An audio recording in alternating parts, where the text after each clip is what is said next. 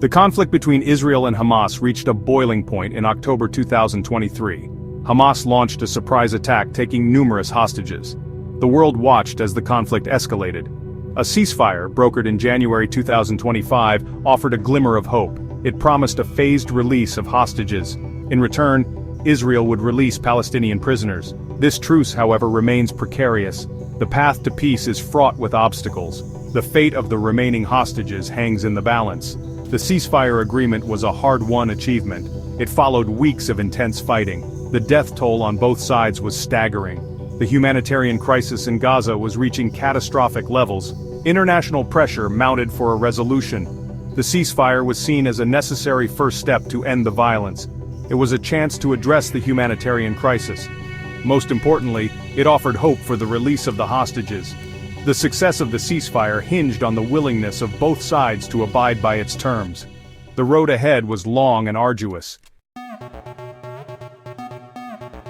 The prisoner exchange is at the heart of the ceasefire agreement. It is a delicate process, fraught with political sensitivities and logistical challenges. The agreement calls for the phased release of hostages captured by Hamas. In return, Israel is to release Palestinian prisoners. This exchange is intended to serve as a confidence-building measure.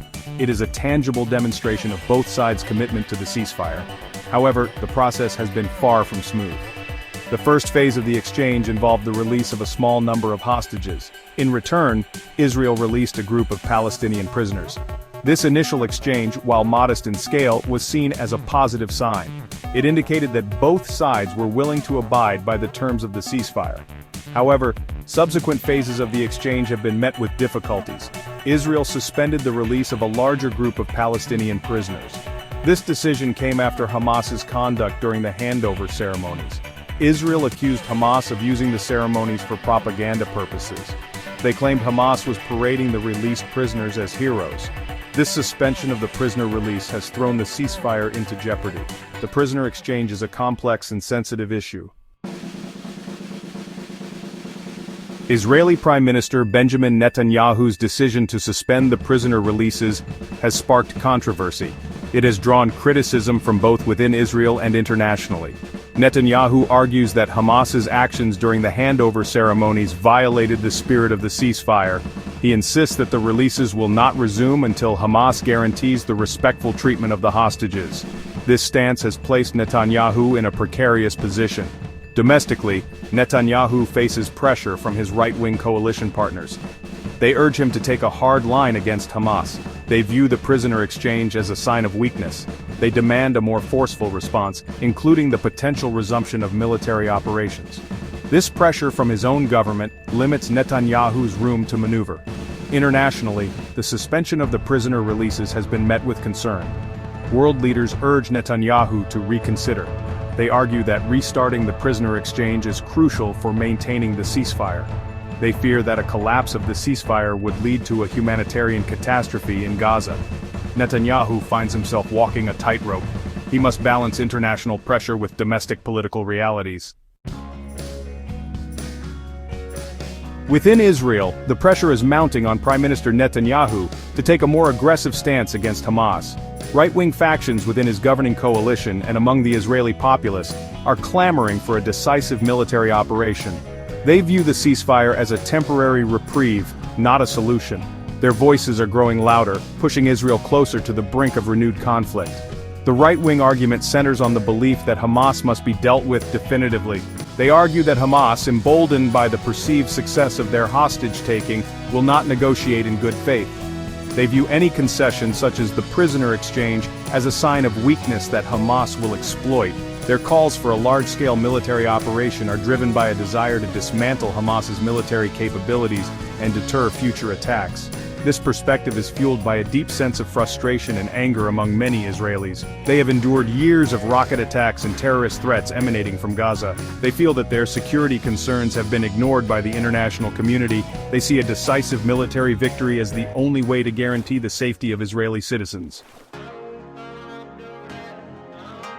In the Gaza Strip, the ceasefire is viewed with a mixture of relief and skepticism. While the guns have fallen silent, the scars of conflict are deep, and the humanitarian crisis is dire.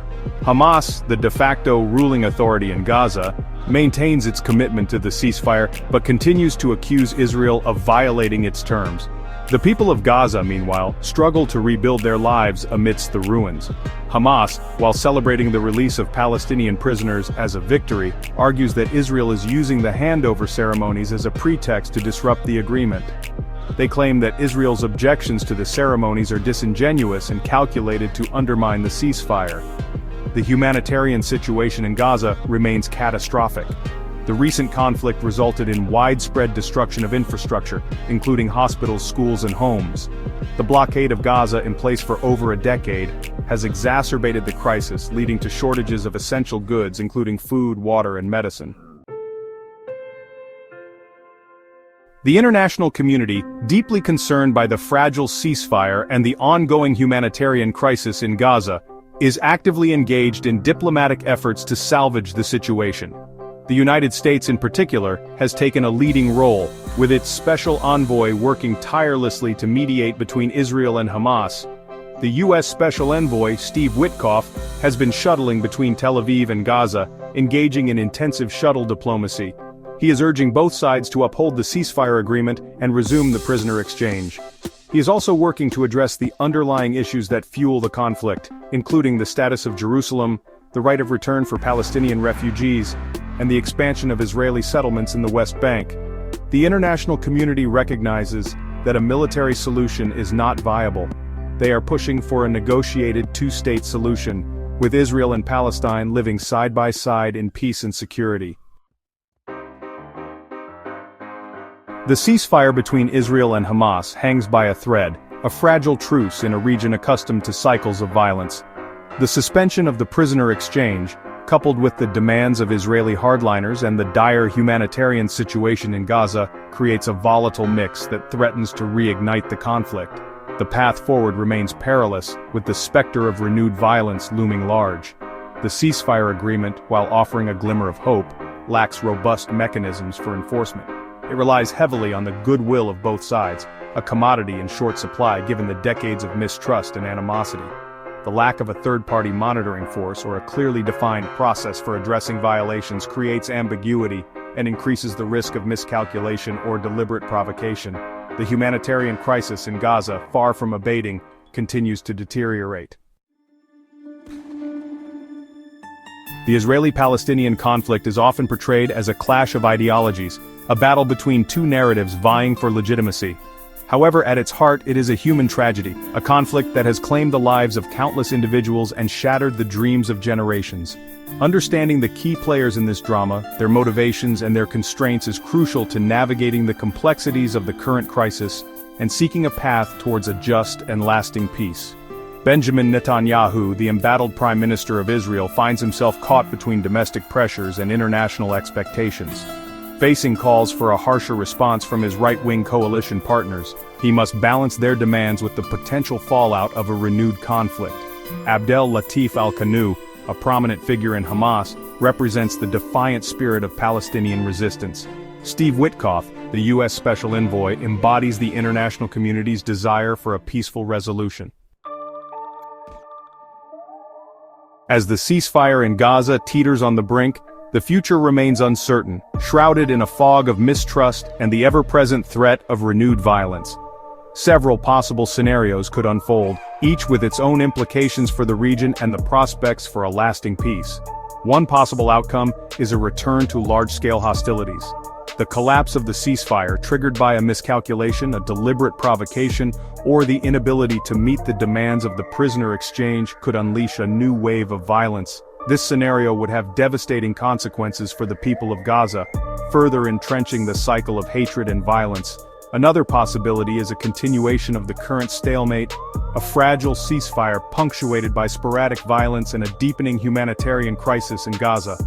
This scenario offers little hope for progress and risks normalizing the suffering of the Palestinian people.